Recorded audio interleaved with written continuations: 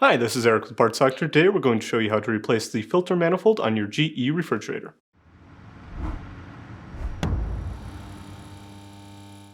If you need to purchase a new filter manifold for your GE refrigerator, check out our website, partsdoctor.com, where we sell parts for all major appliance brands. For this repair, disconnect the refrigerator's water supply.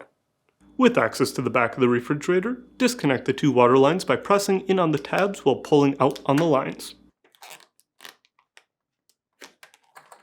The water filter cover assembly is located on the left side of the refrigerator compartment. To remove it, pull forward and then out. Then, swing the filter out and pull to remove it from the manifold. Using a Phillips head screwdriver, remove the screw holding the manifold in place. Then, pull to remove, being sure that the grommet remains sealed in place.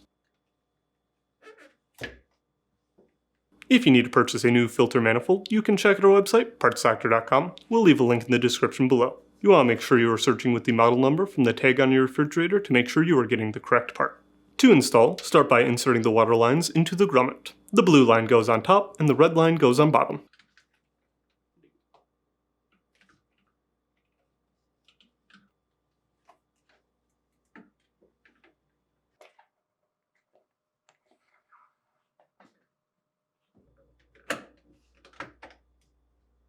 Insert the water lines into the fitting on the back of the refrigerator until they bottom out.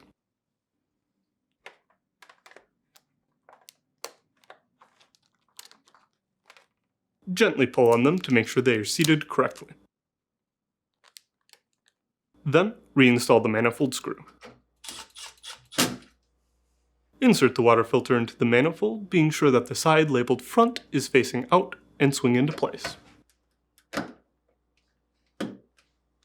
Finally, align the tabs on the cover assembly to the retainers on the refrigerator housing, press and slide back into place.